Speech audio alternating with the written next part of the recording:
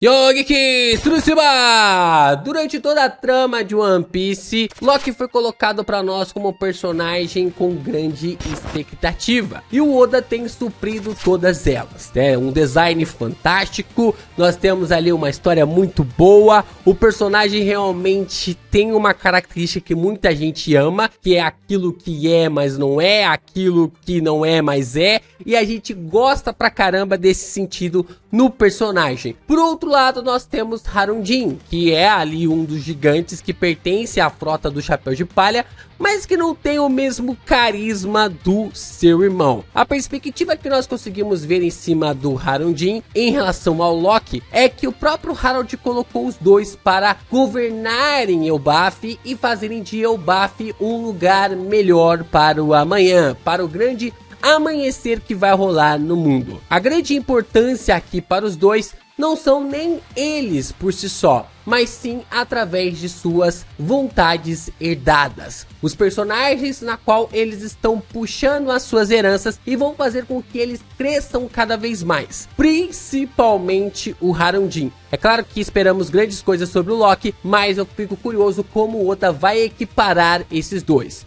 E nós vamos falar um pouquinho mais sobre Harunjin e Loki depois da vinheta.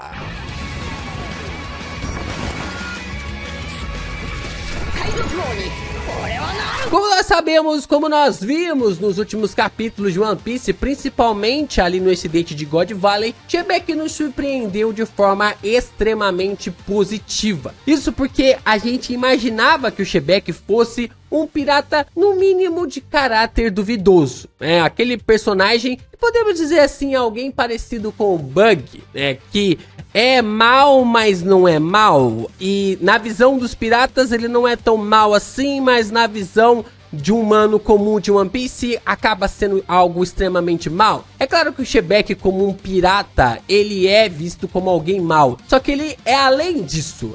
O mundo forjou ele dessa forma. Quando eu digo mundo, eu quero dizer Imu moldou ali o Shebeck para essa maneira. Só que eu esperava do Shebeck alguém com realmente se falasse, caraca, esse maluco é tipo Barba Negra, sabe? Com esse caráter duvidoso que você realmente não consegue ficar do lado dele. Só que o Shebeck, ele foi completamente no sentido contrário disso, porque ele roubava navios relacionados ao governo mundial. Ele ajudava a libertar escravos de forma realmente ali como se parecesse que ele era meio que atacando o governo. Ele quebrava as coisas do governo mundial. Vocês já repararam que tudo que o Shebeck faz é contra o governo mundial e contra a marinha? Nunca é através de ataques contra inocentes, ataque contra ilhas ali que são de civis. O Shebeck tem essa característica muito interessante que levantou toda essa temática ao ponto de nos surpreender. Porque ele não é um pirata mau, ele não é um pirata ali que vai chegar em uma ilha para atacar civis de forma à toa.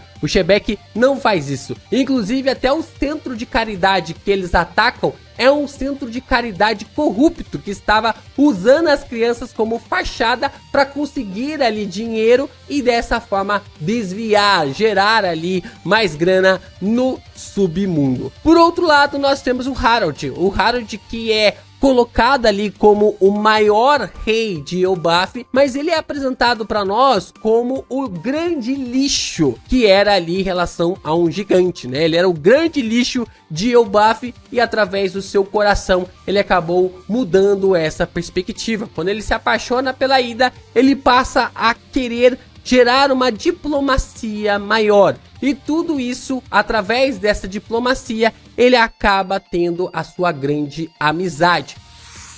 Ele acaba formando esse laço de uma forma muito peculiar. Porque enquanto ele estava tentando, né? Enquanto o Harold estava tentando ali meio que fazer uma aliança com o governo mundial para gerar diplomacia, gerar novas embaixadas, gerar consulados, aproximar as ilhas e conectar mais o mundo, do outro lado tinha um cara que estava confrontando o próprio mundo e falando que era fã de David Jones, né? Falando que era fã de David Jones, que era o seu ancestral. Ali os dois unem forças pela primeira vez e formam um grande laço de amizade. Tanto tanto o Xebec quanto também o Harold formam assim esse laço de amizade que até mesmo conduz o Xebec para o seu fim e o Harold também. Se tem uma das coisas mais maravilhosas do mangá de One Piece é a vontade herdada. E a forma como Oda constrói isso é sempre algo fantástico. E é claro, né, se você tá empolgado com todo esse conteúdo, a gente tem uma semana inteira para na verdade quase 2 semanas inteiras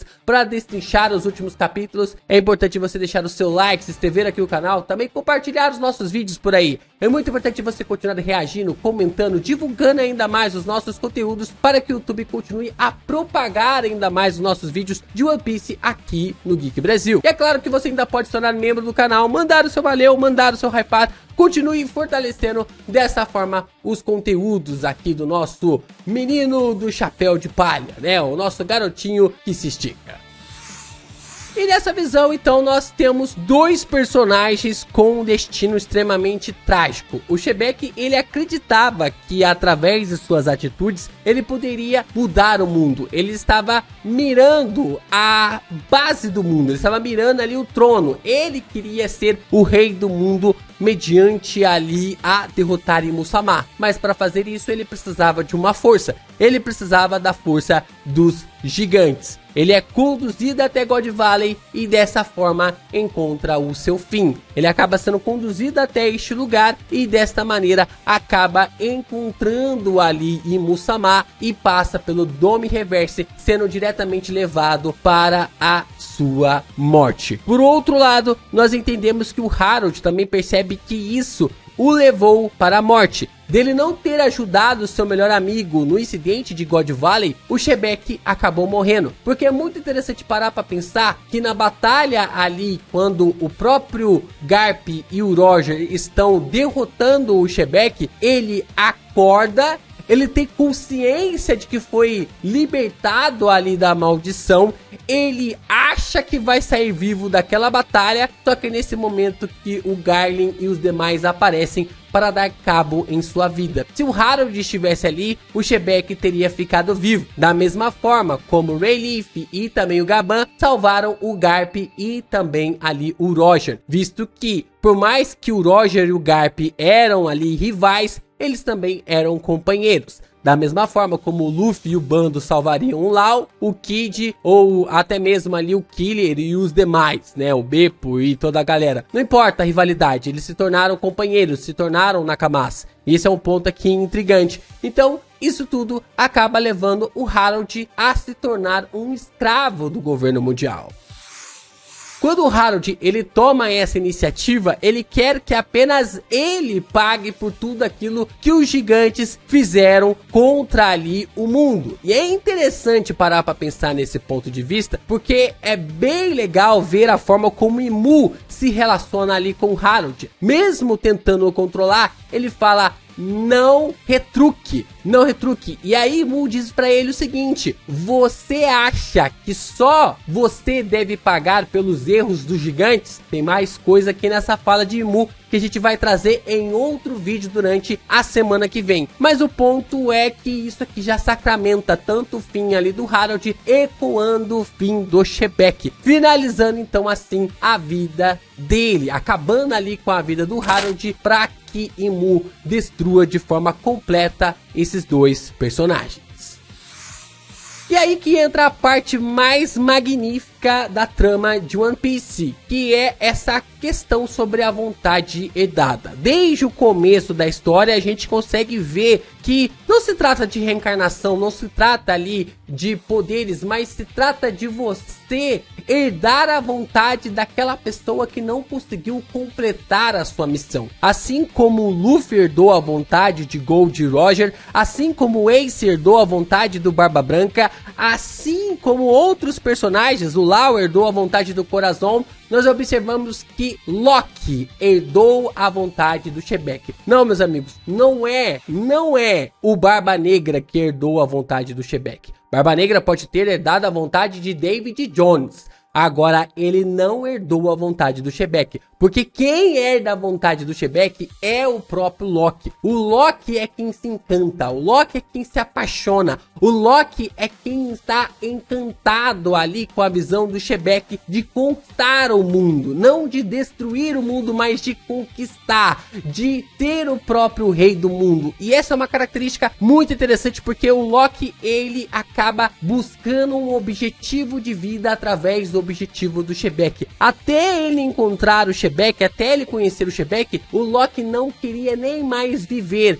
E ele nem mesmo conseguia dar cabo em sua vida, visto o fato de que o seu corpo de gigante, ou seu corpo de gigante ancestral, não lhe dava falta de resistência para que pudesse se churrascar. Só que quando ele conhece ali o Shebeck e conhece o seu objetivo, conhece o seu sonho, ele se apaixona pelo objetivo do Shebeck. Ele se apaixona por aquilo que ele acabou ou querendo fazer, ou estava realmente sendo proposto a fazer. E aqui a gente consegue ver de forma magnífica toda essa construção acontecendo para que o personagem realmente fique cada vez mais parecido com o David Shebeck. Por outro lado, nós temos quem? Nós temos Harundin, que é um personagem bem intrigante. Por quê? Harundin nem de longe tem a mesma aura que o Loki. Por mais que a gente goste do Harundin, por tudo aquilo que ele fez em Dressrosa, por toda essa construção que o personagem tem, de fazer parte da frota do Chapéu de Palha, ele tá muito longe de carregar a mesma aura do Loki. Isso não tem nem como comparar. Até mesmo o Loki criança tem um design que remete a isso, né? Para remeter a essa aura absurda que o personagem possui. Todas as características especiais estão para o Loki, mas o Harundin não. E é interessante parar para pensar que o Harundin, ele é aquele que herda a vontade do Harold. Muita gente não entendeu o Harold até agora. Muita gente vem criticar o Harold sobre suas escolhas, sobre suas atitudes, visto que o Harold não ouviu ali o Shebeck. Mas o objetivo do Harold era bom. O objetivo que ele tinha de vida era um objetivo ótimo. Pena que ele estava lidando com o próprio capeta. E essa é a perspectiva sobre o Harundin. O Harundin é chamado pelo próprio Harold como alguém bom e inocente. Era ele que o Harold estava marcando para ser o seu sucessor. E ele fala isso diretamente para os Gorosei. Só que o Harundin, ele não tem essa mesma característica. Ele não tem essa mesma aura ali que o próprio Harold, ou até mesmo ali o Loki. Só que ele tem toda essa temática e herda com toda certeza a vontade do seu pai. A vontade de fazer com que todas as tribos dos gigantes se reúnam ali em Elbaf, a vontade de proteger Elbaf, a vontade de manter a promessa com os pesquisadores de Ohara, a vontade de manter as crianças estudando, a vontade de manter ali os guerreiros também protegendo aqueles que querem viver através ali dos estudos. O Harundin, ele tem essa questão, ele tem essa característica, tudo que ele acabou herdando do seu pai. Nós estamos observando o rei Harold sendo formado através ali da sua bondade. O Harold é mostrado para nós através da sua maldade, a sua maldade se transformando em algo bom. Nós temos aqui o Harundin, que é bom, é inocente, se tornando um personagem extremamente forte. Por isso que eu acredito que os dois, tanto o Harundin quanto também o Loki, são extremamente cruciais para lutar. Os dois vão ser extremamente cruciais para lutar contra Imu nessa grande guerra, nesse grande combate que nós vamos ter em Elbaf. E é por causa disso que eu acredito que os dois herdaram a vontade, tanto do Shebeck quanto também do Harold. É muito poético se você parar para pensar que os dois filhos do Harold herdaram ali a vontade de Shebeck e também ali do próprio Harold, visto que os dois eram tão amigos, eram tão próximos, mas ao mesmo tempo tinham ideais totalmente diferentes. O Loki é da vontade do Shebeck e o Harundin é da vontade do seu pai. Eu acho isso uma forma extremamente maravilhosa. É quase uma corrida de revezamento em que não tem fim, que a sua promessa, que aquilo que você deseja, que aquilo que você quer fazer, mesmo que você não consiga, outra pessoa pode cumprir para você. Isso é incrível, é fantástico, é uma das coisas mais maravilhosas que o One Piece já pôde proporcionar para nós. É um fato, um dos pontos mais maravilhosos que eu já pude acompanhar em todas as histórias que eu já pude ler.